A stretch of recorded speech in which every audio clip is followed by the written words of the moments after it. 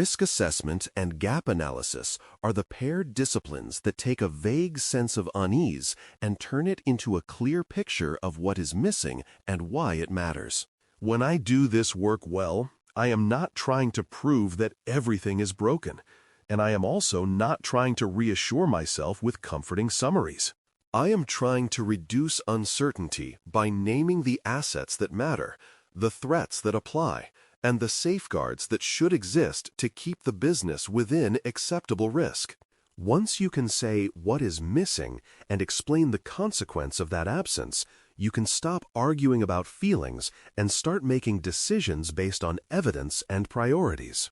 Before we continue, a quick note. This audio course is a companion to the CISS books. The first book is about the exam and provides detailed information on how to pass it best. The second book is a Kindle-only ebook that contains 1,000 flashcards that can be used on your mobile device or Kindle.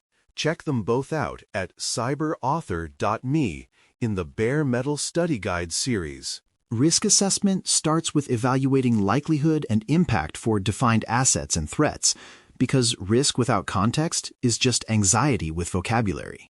An asset can be data, a system, a service, a process, or even a capability the business depends on, and it must be defined tightly enough that people agree what is in scope.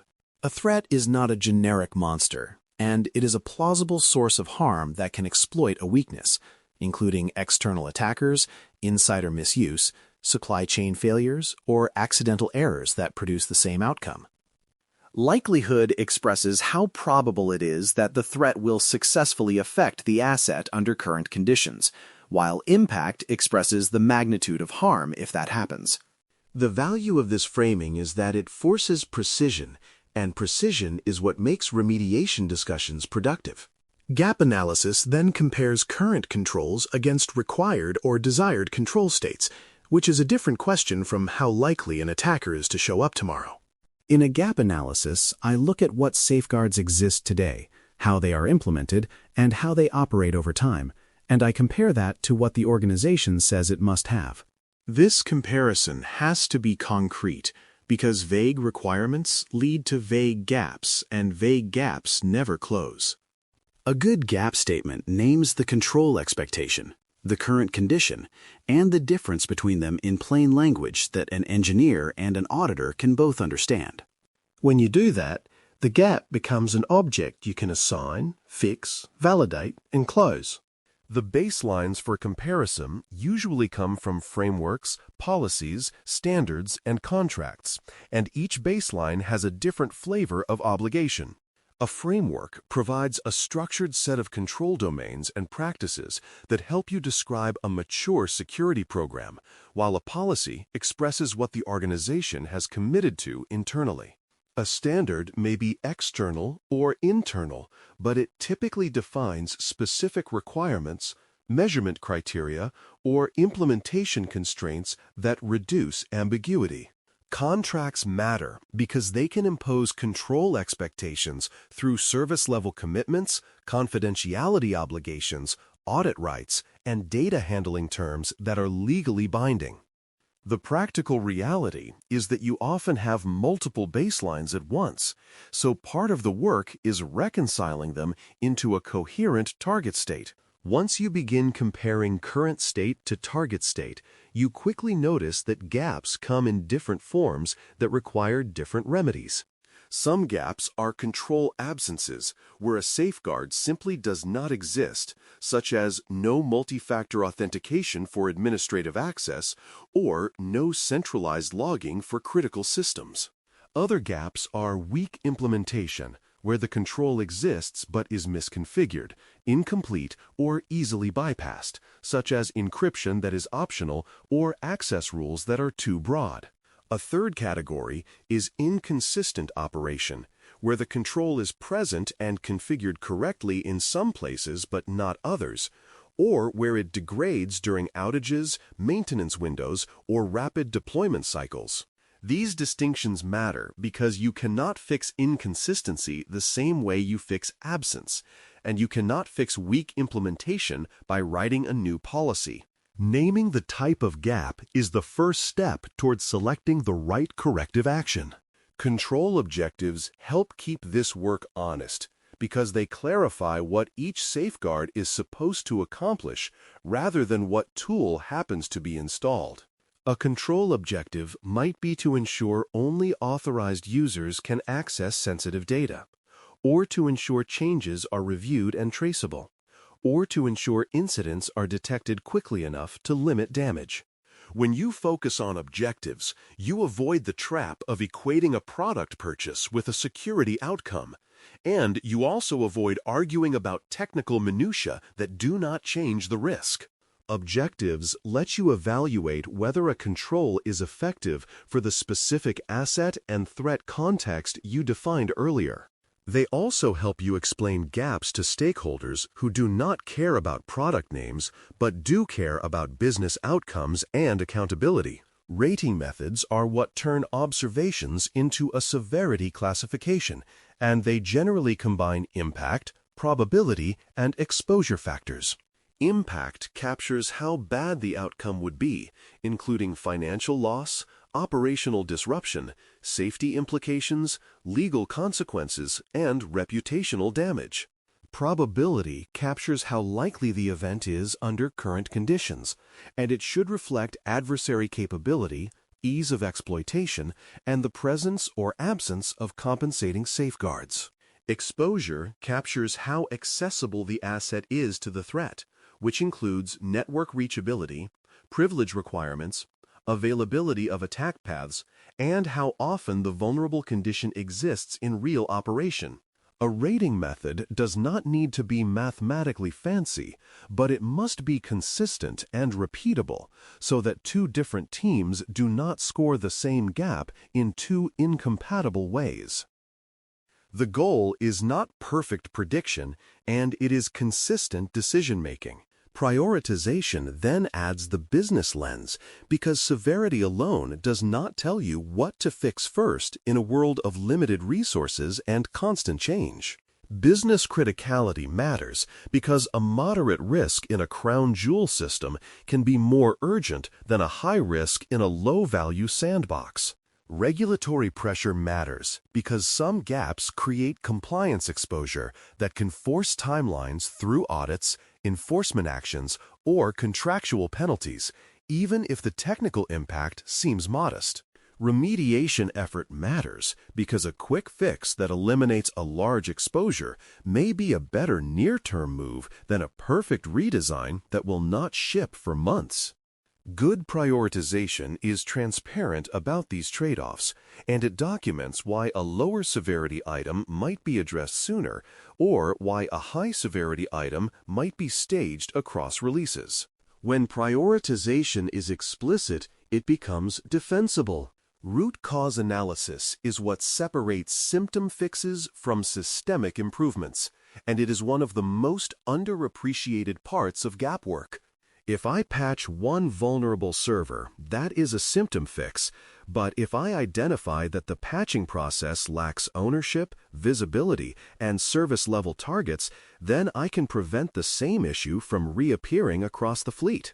Root causes often live in process design, tooling gaps, unclear responsibility, missing training, or conflicting incentives that reward speed over safety without acknowledging the resulting risk. This is also where you see patterns like repeated misconfigurations from inconsistent templates or repeated access violations because role definitions are not well governed. The point is not to blame people, and it is to fix the conditions that make the problem predictable. Dependencies complicate everything because shared services can create gaps when they lack consistent controls, and those gaps propagate across many systems at once. If identity and access management is inconsistent, then every application that relies on that identity fabric inherits the weakness, even if the application team did everything else correctly. If logging pipelines are fragmented, then detection and response suffers across the enterprise, not just in one product. Shared networks, shared build systems, shared secret stores, and shared data platforms can be efficient, but they also concentrate risk when control expectations are not enforced uniformly. In gap analysis, dependency mapping is essential because it explains why multiple findings keep appearing, and it often identifies a small number of foundational services that are driving a large portion of the risk. Fixing those foundational issues is usually the highest leverage work you can do. Documentation gaps are another frequent theme, and they include unclear ownership, missing procedures, and absent evidence trails that make even good controls hard to trust. If nobody can say who owns a control, then remediation stalls, exceptions multiply, and testing becomes performative rather than meaningful. If procedures are missing or outdated, then controls may work when a specific expert is available, but they fail during turnover, vacations, and incidents when stress is high. Evidence trails matter because security is a discipline of proof, and if you cannot show that a control operated as intended over time, then you cannot separate actual assurance from optimism. Documentation is not busy work when it is tied to control objectives, operational steps, and verification artifacts that can be reviewed. In many organizations, improving documentation is a direct reduction of risk because it stabilizes execution.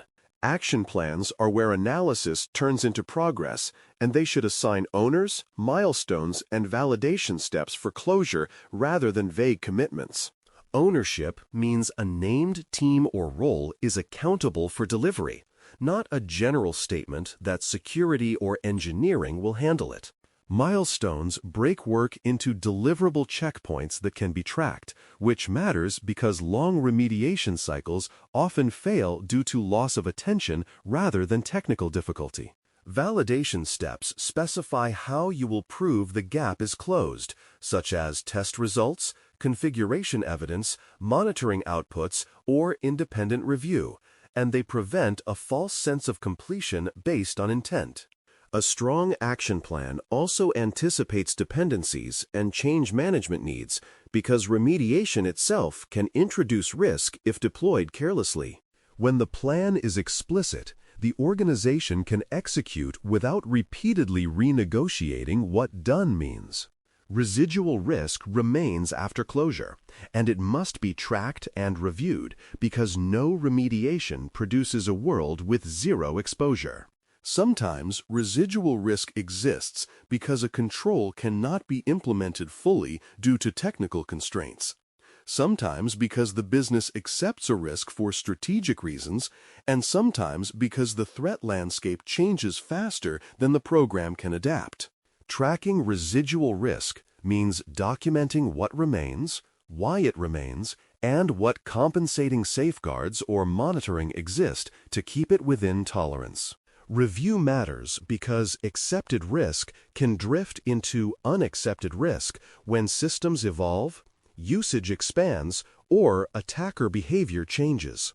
This is also where governance shows up, because leadership must understand what has been accepted and why, and that understanding must survive personnel changes.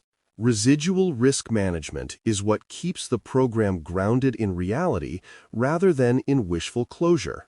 As you mature this practice, you start to see that risk and gap work is as much about language and consistency as it is about technology. A shared definition of assets, threats, control objectives, severity ratings, and evidence standards reduces friction and makes the output comparable across teams and time. Consistency also helps you spot systemic issues because patterns emerge when findings are categorized and measured the same way across a portfolio. At that point, the analysis stops being a pile of disconnected observations and starts becoming a map of how the organization actually operates and where it is brittle. That map is valuable because it makes security a management discipline rather than a reaction to the latest incident. When people trust the map, they stop arguing about whether the problems are real and start choosing how to address them.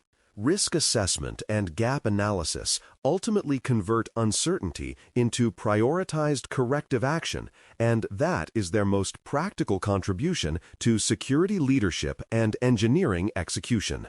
They tell you what matters, what is missing, how severe it is, and what sequence of work will reduce the most risk under real constraints. They also create accountability by assigning ownership, demanding evidence, and tracking what remains even after remediation is declared complete. When you do this work with clear baselines, meaningful control objectives, consistent rating methods, and honest root cause analysis, the organization gets better at preventing repeat failures.